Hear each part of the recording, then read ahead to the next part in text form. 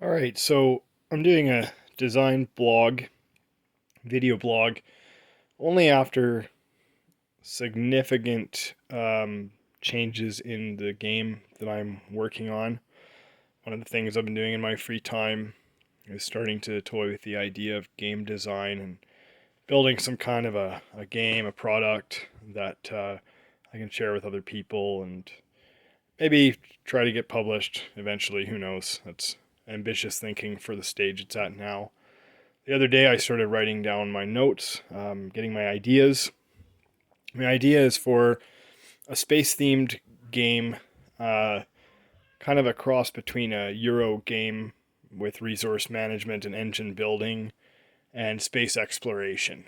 So, um, there's similar games that I've been playing recently, but this is much different in scope than a lot of those. So, Twilight Imperium being the main one. Twilight Imperium's more of a 4X sort of civilization building game, but this is a space exploration themed game, kind of in the vein of Star Trek. The direct influence for it is a game called Star Control on the computer, Star Control 2.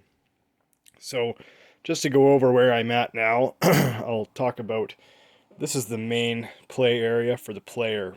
And the objective of the game is you're going through this galaxy, which will be much bigger. This is just out here for an example. And you are trying to uncover or flip these tiles and explore what is on them. Um, so if I flip this tile, for example, there would be a planet or some kind of anomaly, and it would tell me the type of the planet or the world, which would indicate what type of resources can be taken from that world. And what you're trying to do as the course of the game proceeds is every time you explore a tile, you will draw one of these action cards. They can be, this one is a combat card where you have to fight something, and if you fail, there's repercussions, and if you succeed, you get resources. But it's all in service of unlocking these cards here, which are these sort of space alien race cards. And what they'll allow is for you to have technology and ships to join your fleet that you wouldn't otherwise have. There's right now the idea is having 8 or so of them, but they'll be random every time you play. And once they're all unlocked, this center point in the galaxy will be unveiled, and the threat of the game will present itself. So this is a cooperative game where you will be playing with multiple players who will each have their own player sheet. You're trying to collect resources and upgrade your ship and your fleet so that when the final encounter comes, you will be prepared to take on that threat. So it's kind of an everyone wins or everyone loses scenario. And I mean, this is really early in the design process. This might change completely by the time it's done. I expect that it might. But that was the original crux of the idea, was a space exploration game where you're trying to befriend aliens, upgrade and build your ship and your fleet so that you have to, so that you can defeat this sort of threat at the end of the game together. So you could play this theoretically solo. That's how I'm designing it right now, just for playtesting for myself. But ideally with up to 3 other people. So to go over the board, this is your main ship board. All of this is very just thrown together because it's going to change quite a bit as it goes. So I'm not making anything permanent. Everything's just made with pencils right now. And so there's a few different spaces here. So fuel is the mechanism in which you take turns and do actions. So let's say on my turn I want to explore one of these tiles. It would cost me 2 fuel to do so. So I would move my fuel down from the top point to where it is expended to indicate that I've spent that fuel for my turn. And then I could take my ship piece here, take a tile that I want that is uncovered, and I can place it on there, flip it over, reveal what's on there, and now I know that that tile has been activated. And then on my next turn, if I wanted to explore some more and I had the fuel to do so, I would spend that fuel, and then I could move to and explore an adjacent tile to an already explored tile. The idea is that every time you explore a tile, you have to draw from this encounter deck and deal with the encounter at work there. But once I've explored a tile and the encounter has been completed, there's going to be different things I can do in those spaces. One of them is drop a lander or sort of a resource collector on the space there. And then when my lander is there, that space will accumulate resources, one of these squares per turn, and each square will have different amounts of resources on it. But there would also be a threat there, so that every time, for every turn my lander stays there, there's a chance that it could be destroyed. And so it's sort of like a risk reward thing. The first turn is always free, but keeping it there for the second and third turn, even though that can yield better results and better rewards, there'd be some threat of losing that. And then the only way to get it back is, like most things in this game, to spend resources. So let's say I place a lander there, it accumulates 2 rads, which are radioactive materials, and then on my turn I spend 2 fuel to go and pick up my lander. So I place my token there to indicate that that's where I've moved, and I'm taking my lander back, and I go to my sheet here. This is my manifest, my resource manifest. So these tracks here, the initial ones before the dotted line, indicate the default amount of resources I'm able to hold at any given time in my ship. So in this case, I collect 2 rads from that planet. I move the rad marker over to the 1 and 2 space to indicate that there's now 2 resources. And when I spend those resources, I simply move it back for each resource I have spent. So different technologies and different upgrades and different things will require different types of resources and different amounts of them. So, one might take 2 metals and a rad for me to build. So I'd have to make sure I have those resources. And if I don't find them, and then make sure I'm tracking that on my manifest.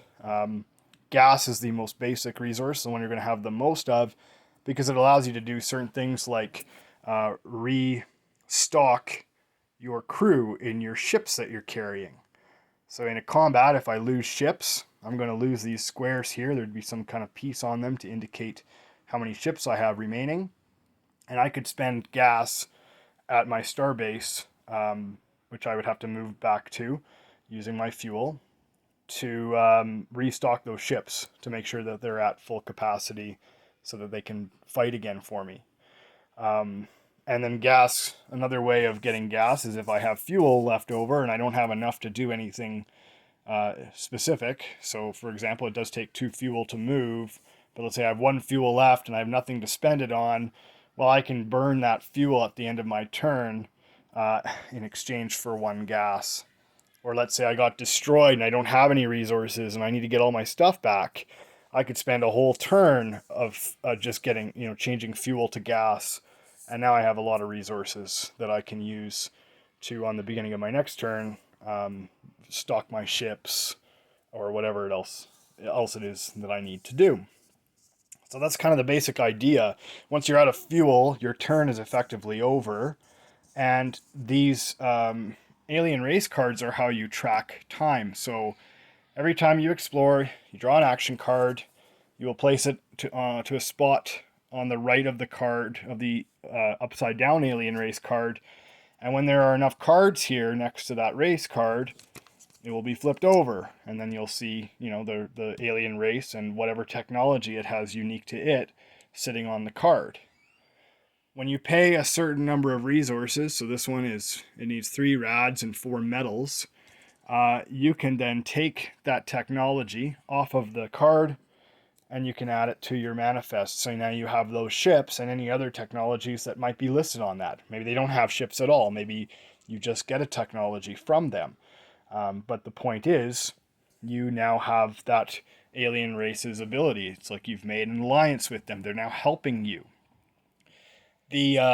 When all the cards are flipped on the right side, those first 8 cards, of which there are only 2 here, and only one I've actually done anything with yet, then the middle tile is revealed, and then the threat you'll be facing at the end of the game is unveiled to you, and there's multiple different kinds of threats. It's all going to be some kind of alien creature that is invading this galaxy that you and your friends are going to have to band together and stop with the help of these aliens that you've allied yourself with.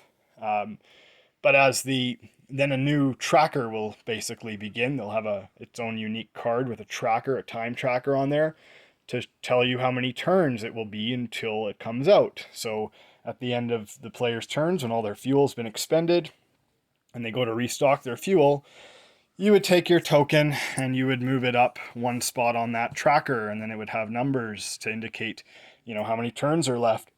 And then it'll have spots that actually indicate special events that'll happen that are, bad. And in this case, some of the 8 alien races that you've allied with will actually be taken off the board completely, and they will be unusable. So if you already have one of their technologies or one of their ships, you can still use it. But like, let's say I needed to restock this ship now. If that race is no longer on the board, I can't do that. So it will limit you down from 8 cards to 5 or some number like that,